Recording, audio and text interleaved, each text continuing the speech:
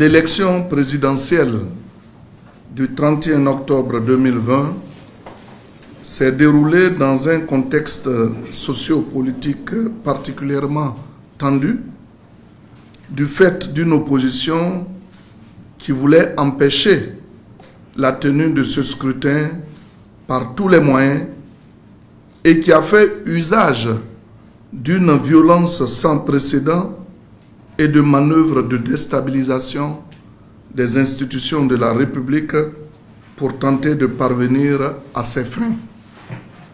Le bilan de ces graves incidents qui ont failli précipiter le pays dans un nouveau cycle de violence électorale est lourd.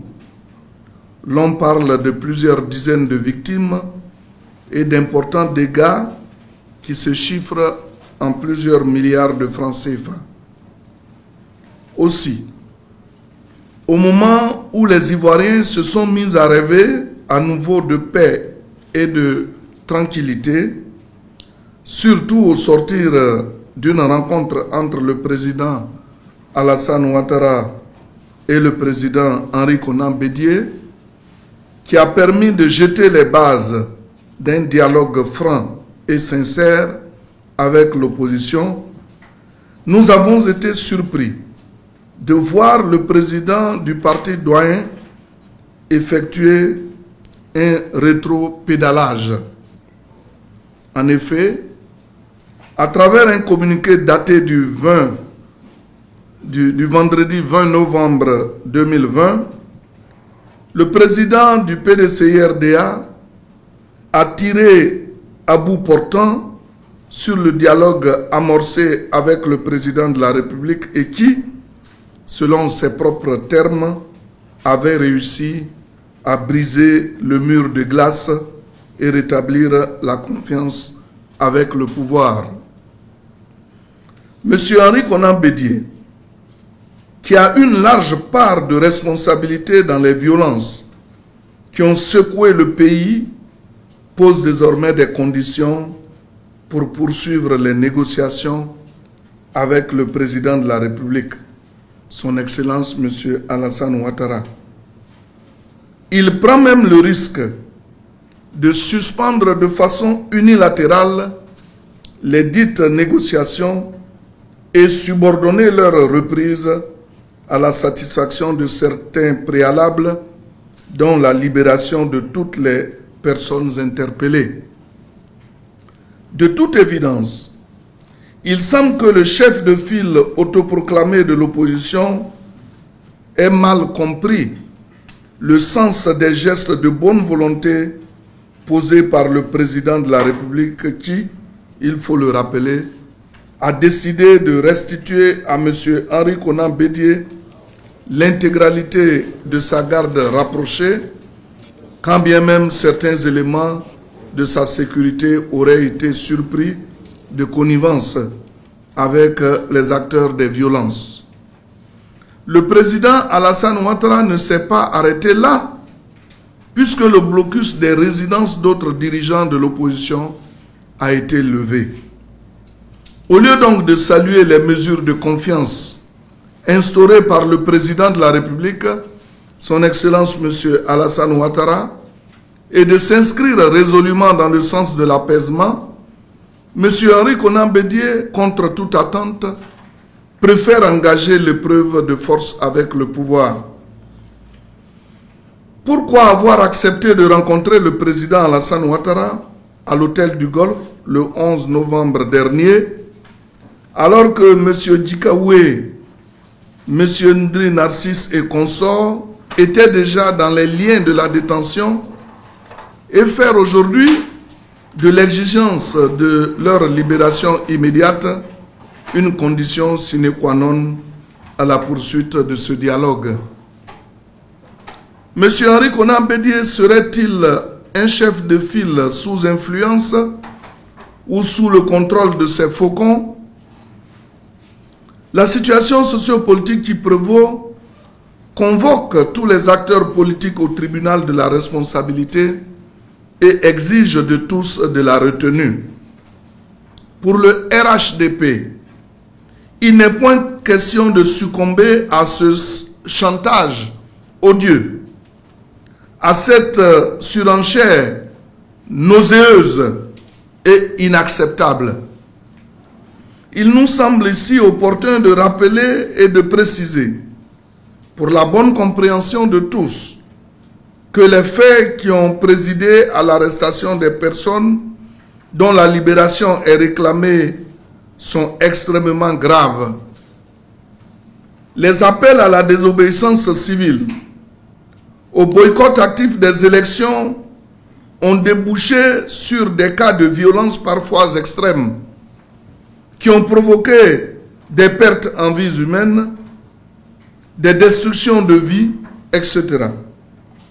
Les auteurs présumés de ces violences ont été interpellés.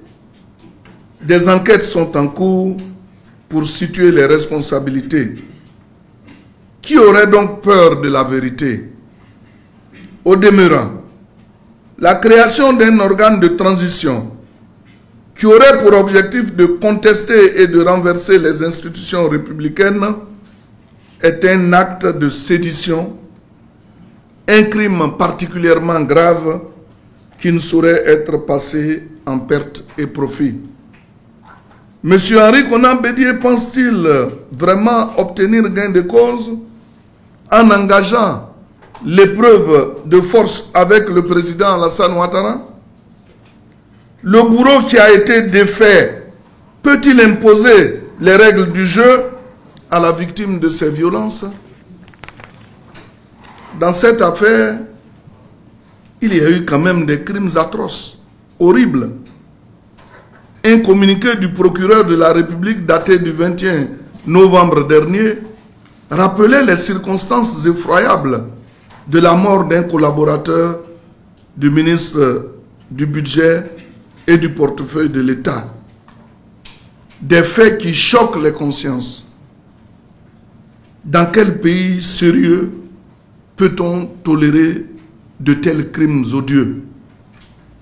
M. Henri Konan Bédié n'est-il pas en train d'abuser des privilèges de son âge ou de la retenue dont fait preuve les autorités compétentes à son égard du fait de cet âge avancé? Veut-il pousser ces dernières à lui appliquer la loi dans toute sa rigueur? Peut-on raisonnablement exiger les retombées d'un dialogue avant même de l'engager? M. Henri Konan Bédié veut-il vraiment la libération immédiate de M. Djikawe et Ndri Narcisse quand l'on observe avec quel empressement il a pourvu à leur remplacement à la tête du secrétariat exécutif du PDCI-RDA et de la direction de son cabinet? En tout état de cause, le RHDP encourage le président Alassane Ouattara à continuer à œuvrer pour la paix par le dialogue, sans faiblesse. Il le soutient dans sa quête de la vérité pour une justice équitable, conformément aux recommandations de la communauté internationale. En conséquence de ce qui précède, le RHDP estime que les actes posés par M. Djikawe, Ndri Narcisse et autres sont connus de tous dans le déclenchement des violences électorales, qu'il importe de poursuivre les enquêtes à leurs égards et de faire connaître à l'opinion nationale et internationale leur niveau de responsabilité et d'implication dans les dites violences. Le RHDP rappelle à l'opposition que la main tendue du président de la République ne doit pas être perçue comme un signe de faiblesse, mais plutôt comme un acte de responsabilité qu'il pose dans l'intérêt supérieur de la Côte d'Ivoire et de la paix. Le RHDP invite l'opposition à cesser de ruser avec la paix, car dans cette crise, rien ne peut s'obtenir par la force ou par la violence. Le RHDP dénonce avec force la tentative de catégorisation des victimes des violences électorales par l'opposition et M. Bédié, qui choisissent d'honorer la mémoire d'une dizaine de celles-ci, alors que les violences occasionnées par les appels au boycott actif et à la désobéissance civile ont provoqué plusieurs dizaines de morts. En décidant d'enterrer seulement une poignée de victimes qu'elle considère comme ses militants, l'opposition reconnaît implicitement que les autres victimes ne font pas partie de ses militants. Par conséquent, la plus grande victime de ces violences n'est autre que le RHDP.